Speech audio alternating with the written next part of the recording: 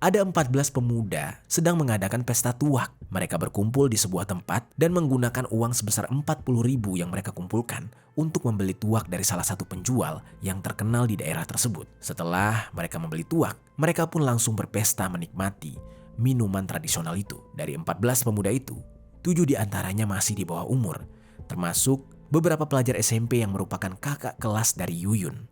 Halo Sobat Pena, apa kabar hari ini? Assalamualaikum warahmatullahi wabarakatuh. Hari ini kita akan kembali membahas kejadian-kejadian mengerikan, kisah nyata yang terjadi di muka bumi ini. Cerita kali ini datang dari Bengkulu.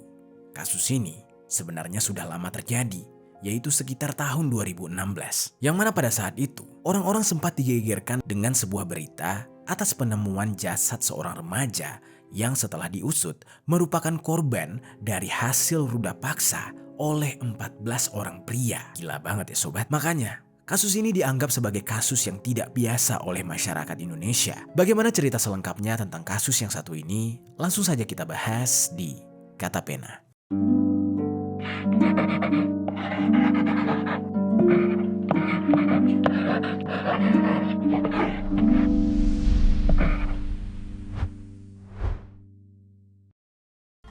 Tragis seorang remaja perempuan di Bengkulu dengan cara yang kejam oleh 14 orang pemuda mabuk April lalu menyisakan duka mendalam bagi keluarga yang ditinggalkan. Kedua orang tua korban berharap para pelaku dihukum seberat-beratnya.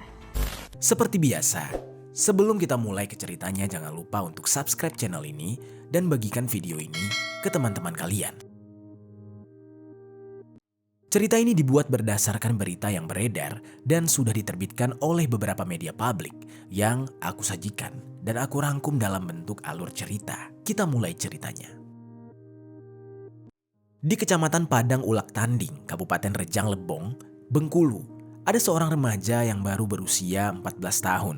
Namanya itu Yuyun. Yuyun ini merupakan anak dari pasangan suami istri yang bernama Yana, berusia 40 tahun, dan Yakin, berusia 45 tahun. Yuyun ini memiliki saudara kembar laki-laki yang bernama Yayan. Bersama orang tuanya, mereka hidup di sebuah rumah sederhana. Kehangatan di dalam keluarga mereka sangat bisa dirasakan. Keluarga mereka tampak harmonis, sekalipun dalam keadaan ekonomi yang sangat pas-pasan. Keluarga Yuyun tinggal di tempat yang terbilang sebagai daerah pemukiman warga kurang mampu, serta di daerah ini memiliki tingkat kejahatan yang cukup tinggi. Di mana sobat, daerah tersebut merupakan satu dari 4 daerah yang mewakili tingkat kemiskinan di wilayah Bengkulu. Bisa dibilang daerah itu adalah daerah yang tertinggal. Lalu, orang tua Yuyun yang bekerja sebagai petani sayuran di lahan kebunnya sendiri, yang lokasi kebunnya itu lumayan jauh dari rumahnya, itu selalu bekerja setiap hari untuk memenuhi nafkah keluarganya. Jarak antara rumahnya ke kebun itu sekitar 25 km, di mana itu sangat jauh. Apalagi mereka tidak punya kendaraan untuk bolak-balik dari rumah ke kebun. Makanya, orang tua Yuyun ini tinggal di kebun dengan membangun sebuah gubuk sederhana yang mana dia hanya akan pulang sekali 2 kali dalam seminggu ke rumahnya. Selama ayah dan ibunya bekerja di kebun, Yuyun dan kembarannya Yayan itu tinggal secara mandiri di rumah mereka. Mereka sudah diajarkan oleh kedua orang tuanya untuk menyiapkan kebutuhan sehari-hari mereka sendiri. Namun begitu, setiap harinya sebelum dilepas tinggal berdua dengan kembarannya, orang tua Yuyun mendidik anaknya ini dengan penuh kasih sayang secara adil tanpa membeda-bedakan mereka. Jadinya, hubungan Yuyun dan kembarannya Yayan bisa dibilang sangat akur.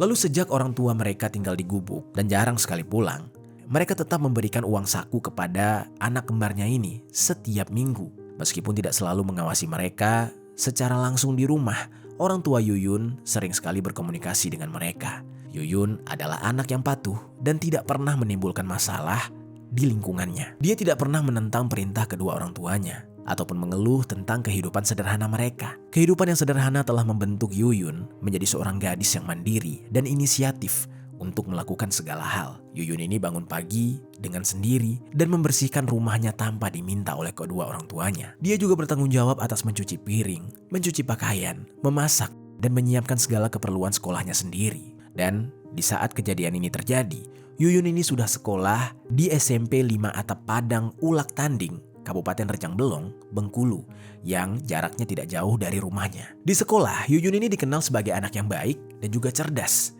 Dia cukup berprestasi dan hidupnya juga sederhana. Dari prestasinya di sekolah, tak bisa dipungkiri, dia adalah salah satu murid yang benar-benar cerdas, di mana sejak kelas 1 SMP, dia sudah mendapat ranking 1.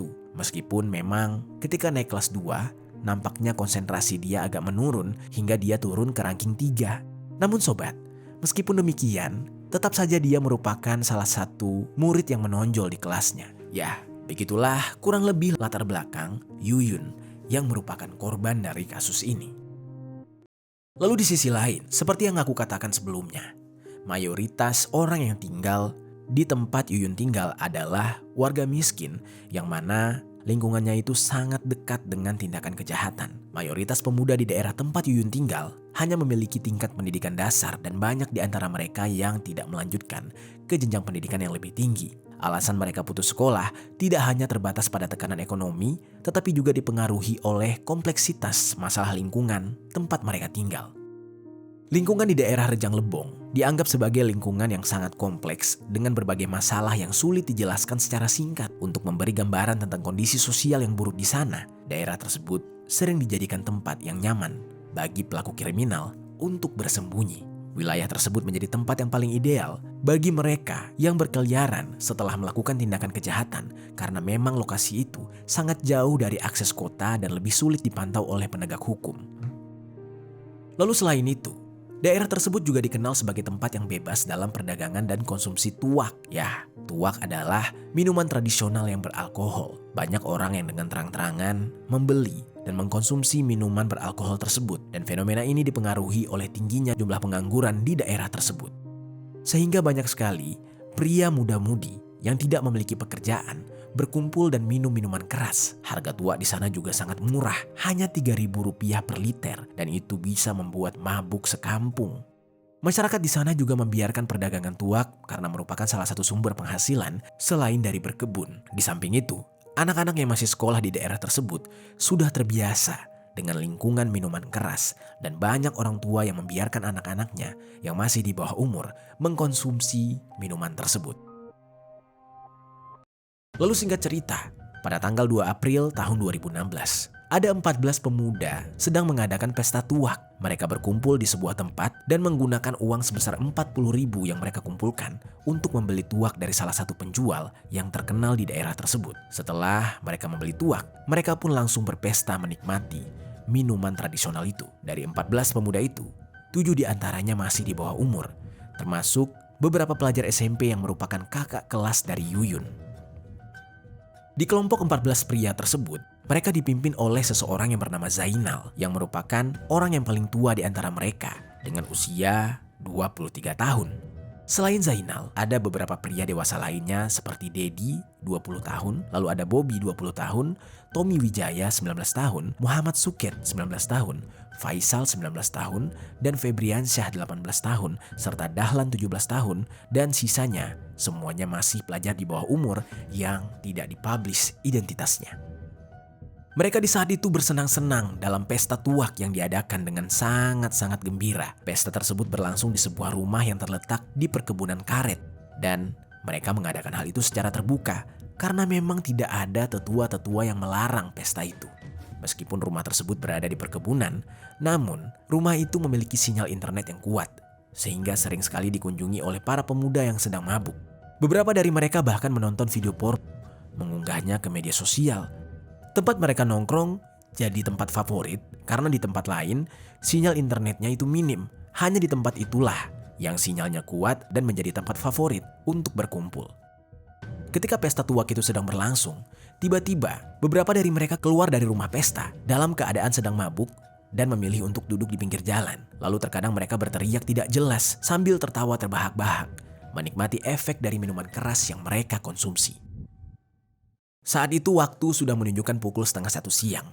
Bel pulang sekolah sudah berbunyi, menandakan semua siswa sudah diizinkan untuk pulang ke rumah. Begitu juga dengan Yuyun. Yuyun yang bersiap-siap merapikan barang-barangnya. Dan seperti biasa, dia pulang ke rumah berjalan sendirian. Meskipun jarak dari rumahnya ke sekolah tidak begitu jauh, yang mana sekolahnya itu berada di Dusun 5, Desa Kasikasubun, sedangkan rumahnya itu ada di Dusun 4. Yuyun sudah terbiasa dengan berjalan kaki, dan itu bahkan sudah dia lakukan sejak SD. Namun pada hari itu, Yuyun tidak pulang ke rumah seperti biasanya, yang mana kembaran laki-lakinya selalu ikut dengan Yuyun pulang bersama. Namun, mungkin di saat itu, kembarannya yang bernama Yayan punya rencana lain. Akhirnya, Yayan memilih bermain terlebih dahulu daripada pulang bersama Yuyun. Singkat cerita, Yuyun setelah siap-siap untuk pulang, lalu langsung melangkahkan kakinya, yang mana kondisinya di saat itu dia masih memakai seragam pramuka dan membawa alas meja serta bendera merah putih yang akan dia cuci untuk persiapan upacara pada hari Senin berikutnya di sekolah. Karena itu merupakan hari Sabtu, Yuyun memiliki 1 hari waktu untuk menjemur bendera tersebut setelah dicuci. Dan kebetulan dia yang sedang bertugas atau piket untuk mencuci bendera tersebut. Lalu Yuyun kemudian berjalan pulang sendiri menuju rumah. Kebetulan jalan yang dia lalui sehari-hari itu sangat kecil, hanya cukup untuk 1 mobil. Dan di sisi kanan kirinya terdapat jurang yang berbahaya. Selain melewati jalan tersebut, rute dari sekolah ke rumahnya juga melalui jalur setapak yang dikelilingi oleh hutan. Meskipun pemandangan tersebut cukup menakutkan, Yuyun tidak pernah merasa takut karena dia sudah terbiasa. Apalagi dia lewat sana pada siang hari. Pada awalnya perjalanan Yuyun berjalan seperti biasa dan tidak terjadi apapun. Namun di tengah perkebunan karet, Yuyun tiba-tiba menghentikan langkahnya karena dia melihat dari kejauhan ada sekelompok pemuda yang sedang mabuk.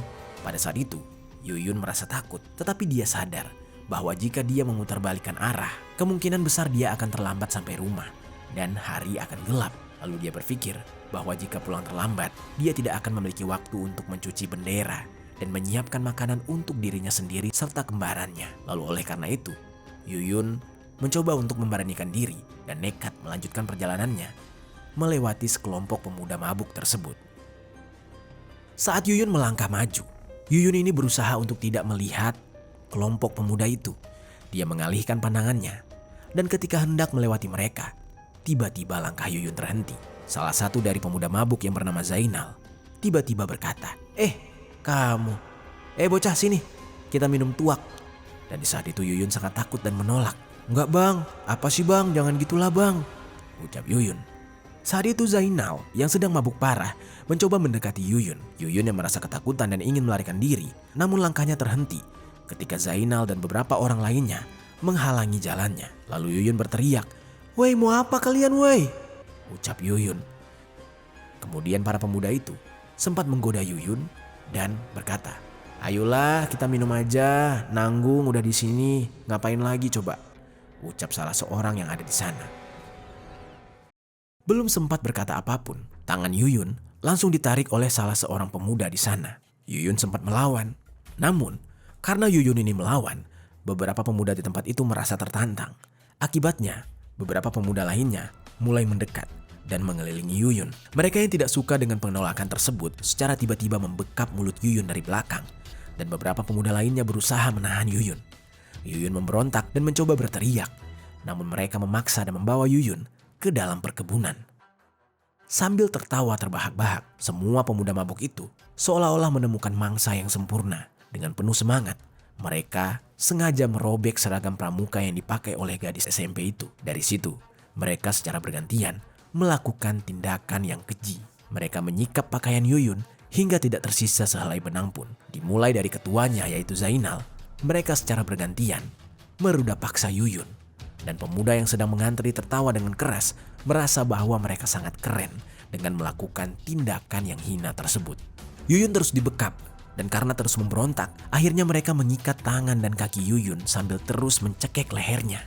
Setelah berhasil diikat, mereka melanjutkan aksi kekerasan yang mereka lakukan. Di saat itu Yuyun benar-benar tidak kuat menahan hal tersebut. Dia sampai kehabisan nafas karena dibekap. Dia dehidrasi dan akhirnya secara tidak disadari oleh pemuda-pemuda mabuk itu, Yuyun meninggal dunia. Di saat itu mereka melihat Yuyun tidak lagi bergerak dan tidak lagi bernafas. Namun pemuda mabuk ini tidak berhenti sampai di situ. Mereka malah mengulangi perbuatan itu 2 bahkan 3 kali secara bergantian. Mereka hanya berhenti Setelah mereka semua puas dengan perbuatan hina itu, dan untuk memastikan bahwa Yuyun benar-benar telah meninggal, dua di antara pemuda itu bahkan sempat mengambil kayu balok dan memukulkan kayu balok itu ke arah kepala Yuyun sampai cairan merah mengucur deras. Lalu setelah yakin bahwa Yuyun benar-benar tidak bernyawa, barulah mereka semua tertawa puas. Lalu, salah satu di antara mereka pun bertanya, "Ini kita harus buang bocah ini kemana?" Dan temannya pun menjawab, "Ah, gak usah ribet, buang aja ke hutan situ, gak bakal ada yang tahu," katanya. Dan para pemuda tersebut langsung memutuskan untuk membuang jasad Yuyun. Mereka mengangkat tubuh Yuyun dan melemparkannya ke dalam jurang yang tidak jauh dari tempat mereka berada. Setelah yakin bahwa semuanya aman, mereka pun kembali ke tempat mereka semula dan tertawa dan berbicara dengan sangat riang seperti tidak terjadi apapun. Ketika waktu sudah menjelang sore, para pemuda itu kembali ke rumah masing-masing dan sebelum mereka berpisah, mereka ini membuat janji untuk menjaga rahasia tentang kejadian tersebut. Lalu di sisi lain, Yayan, kembarannya Yuyun, mulai merasakan cemas. Di saat itu dia berkata di dalam hatinya, harusnya kan Yuyun duluan yang sampai ke rumah. Tapi kok Yuyun belum sampai juga ya? Karena di hari itu merupakan malam Sabtu, dia berpikir mungkin kembarannya itu sedang menginap di rumah teman tetapi tidak memberikan kabar. Karena hal itu tidak biasa baginya. Dan dia bertanya-tanya, kemanakah Yuyun pergi? Lalu Yayan mencoba untuk positive thinking, menganggap bahwa Yuyun ini mungkin saja sedang menginap di rumah teman. Lalu tibalah keesokan harinya. Yuyun masih juga tidak ada kabar karena merasa ada yang tidak beres. Makanya Yayan di saat itu mencoba menghubungi beberapa temannya untuk menanyakan keberadaan Yuyun. Namun sobat, tidak ada satupun yang tahu di mana keberadaan Yuyun. Dan karena tidak mau ambil pusing sendirian, Yayan mencoba mengabari kedua orang tua mereka. Dia menghubungi kedua orang tua mereka dengan berkata, "Bu, yah, ini Yuyun belum pulang dari kemarin. Aku khawatir. Aku udah tanya ke teman-temannya, tapi gak ada yang tahu dia kemana." Kedua orang tuanya merasa ada yang tidak beres, karena hal ini tidak biasa dilakukan oleh Yuyun, yang akhirnya mereka segera pergi meninggalkan kebun dan kembali ke rumah untuk mencari tahu apa yang sebenarnya terjadi kepada anak perempuan mereka tersebut. Setelah tiba di rumah, orang tuanya melakukan segala upaya yang mereka bisa. Mereka mencoba menanyai teman-teman sekolah Yuyun, lalu juga sempat menghubungi guru-guru di sekolah Yuyun dan beberapa orang yang sering bermain dengan Yuyun. Namun tidak ada satupun yang mengetahui keberadaan Yuyun. Bahkan warga sekitar yang mengetahui kalau Yuyun ini sudah hilang ikut membantu di dalam pencarian tersebut. Namun seperti biasa, para pelaku yang sebenarnya masih tinggal satu lokasi dengan Yuyun di saat itu pura-pura ikut turut mencari Yuyun. Bahkan beberapa pemuda yang tahu bahwa warga sedang mencari Yuyun itu kembali ke hutan atau ke jurang tempat mereka membuang jasad Yuyun. Mereka di sana menutupi tubuh Yuyun dengan daun pakis-pakisan agar tidak ketahuan. Lalu, pada tanggal 3 April, meskipun kedua orang tuanya dan warga sudah melakukan pencarian dengan sangat ekstra, mereka tidak berhasil menemukan Yuyun sama sekali. Mereka merasa khawatir terjadi sesuatu pada Yuyun. Hingga pada malam harinya, mereka mengadakan yasinan untuk mendoakan Yuyun agar Yuyun segera ditemukan dan kembali ke rumah. Lalu di samping itu, mereka masih tidak menyerah. Hingga tanggal 4 April tahun 2016, keluarga Yuyun dan warga terus melakukan pencarian. Semua orang yang ikut menyisiri seluruh area kebun, termasuk parit dan juga tebing, tapi tidak menemukan jasad Yuyun. Lalu tidak lama kemudian, ada seorang warga berumur 45 tahun yang inisialnya DA. Mereka menemukan sesuatu di bawah tumpukan daun pakis-pakisan. Awalnya, dia menemukan hal itu gara-gara dia tersandung. Dan setelah dia memastikan apa yang menyebabkan dia tersandung, matanya langsung terbelalak kaget. Dia melihat jasad seorang perempuan yang hampir tanpa busana, posisinya telungkup dengan tangan terikat dan wajahnya penuh dengan lebam. Warga yang bernama DA ini langsung berteriak dengan keras, "Itu Yuyun, mayat, udah meninggal, Yuyun di sana." Penemuan itu menggemparkan warga kampung. Ibunya yang mendengar kejadian tersebut menjadi teriak histeris. Sementara ayahnya yang masih tidak percaya, tatapannya kosong karena mengalami syok. Mereka bersama warga lain langsung mendekati area tersebut. Dan benar saja, itu adalah anak mereka Yuyun. Singkat cerita, salah satu warga pun langsung melaporkan kejadian ini kepada pihak kepolisian. Dan setelah laporan tersebut, pihak kepolisian segera melakukan evakuasi korban dan mengamankan tubuh Yuyun untuk dilakukan otopsi. Sementara menunggu hasil otopsi, polisi juga mengumpulkan beberapa barang bukti dan mencari saksi di sekitar lokasi kejadian di warung terdekat. Mereka tidak tinggal diam dan melakukan segala upaya yang mereka bisa, dan tepat pada tanggal 8 April tahun 2016, hasil otopsi dan sidik jari membantu polisi menemukan beberapa tersangka pelaku yang terdeteksi di saat itu. Ada 3 nama pelaku yang melakukan hal keji tersebut. Tanpa berlama-lama, pihak kepolisian pun langsung melakukan operasi penangkapan terhadap 3 tersangka. Yang pertama ditangkap adalah Dedi, dan yang kedua adalah Tommy, dan yang seorang lagi masih di bawah umur dengan inisial DA. Saat ditangkap, mereka langsung dimintai keterangan, dan dalam pengembangan kasus, mereka di saat itu tidak bisa mengelak atas tekanan dan pertanyaan polisi. Akhirnya mereka mengakui perbuatan itu, dan bahkan selama diinterogasi, mereka tidak ingin menanggung semua beban sendiri dan mengungkapkan seluruh pelaku. Dari situlah sobat, operasi ini pun kembali dimulai untuk menangkap sisa sekitar 11 pelaku lainnya. Di samping itu, ke-11 pelaku yang sudah mengetahui kalau 3 temannya mulai ditangkap, mulai mencoba untuk melarikan diri, yang mana salah seorangnya yang paling muda berinisial JF. Dia lari masuk ke dalam hutan di kawasan Taman Nasional Lombok. Pada saat itu, dia melarikan diri dengan membawa beberapa keperluannya saja. Hingga di dalam persembunyiannya itu, JF ini berhasil bertahan selama 1,5 bulan di dalam hutan, bertahan hidup dengan memakan apapun yang dia temui. Sementara teman-temannya yang lain sudah berhasil diamankan oleh pihak kepolisian. Tersisalah JF yang masih bersembunyi di dalam hutan, dan pada akhirnya JF merasa lelah, capek, dan dia sudah mulai putus asa. Kemudian memilih untuk menyerahkan diri kepada pihak kepolisian. Ke-14 tersangka akhirnya diamankan oleh pihak kepolisian. 7 orang diantaranya telah bersalah dan pantas dijatuhi hukuman. Dalam proses persidangan yang dipimpin oleh Heni Farida, majelis hakim tersebut menjatuhkan vonis hukuman mati kepada Zainal yang dianggap sebagai otak kejahatan. Sedangkan 4 orang lainnya, yaitu Sukat, Faisal, Bobby, dan Dedi, divonis 20 tahun penjara serta denda sebesar 2 miliar rupiah. Lalu seorang pelaku yang masih berusia 13 tahun dijatuhi vonis 10 tahun penjara dan dia diberikan pelatihan kerja selama 6 bulan. Lalu yang mengejutkan, setelah kejadian itu dan vonis dijatuhkan, keluarga dari pelaku justru mengucilkan keluarga Yuyun. Mereka sering memberikan tatapan yang tidak menyenangkan kepada ibu dari korban tersebut. Padahal sebelumnya, mereka adalah tetangga yang baik dan saling bekerja sama dalam mencari rumput maupun bekerja sebagai upahan. Namun setelah kejadian itu, mereka sama sekali tidak menggubris senyuman dari keluarga Yuyun ataupun sapaan dari keluarga Yuyun, yang mana mereka merasa keluarga Yuyun inilah penyebab anak-anak mereka di penjara. Dan setiap harinya, keluarganya pelaku selalu memberikan tatapan tajam kepada keluarga Yuyun. Dan semakin lama, situasi semakin tidak nyaman lagi bagi keluarga Yuyun.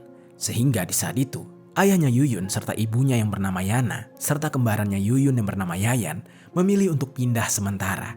Mereka menempati rumah dinas Wakil Kepala Sekolah Polisi Negara yang berada di kaki Gunung Kabah, Rejang Lebong, Provinsi Bengkulu, yang berjarak sekitar 42 km dari rumah mereka. Dan rumah mereka kemudian dijual dengan harga 15 juta rupiah. Belum sampai di situ sobat, Yana dan keluarganya sangat sedih ketika harus mengunjungi makam anaknya, di mana mereka di saat itu harus melewati rumah para tersangka karena makam Yuyun itu ada di dekat rumah lama mereka. Sempat saat ketika berziarah ke makam anaknya, muncul isu ancaman kepada keluarga Yana. Korban tersebut mencoba mengusik mereka karena di saat itu ternyata para tersangka sebagian besarnya dituntut dengan hukuman mati.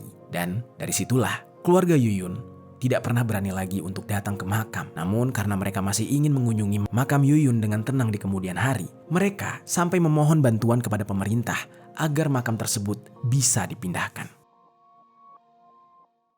Itu dia sobat, kisah dari Yuyun yang malang nasibnya dihabisi oleh 14 orang pelaku remaja-remaja yang sedang mabuk yang menggilir dia secara bergantian dengan benar-benar keji. Apa pelajaran yang bisa kita ambil dari kisah ini?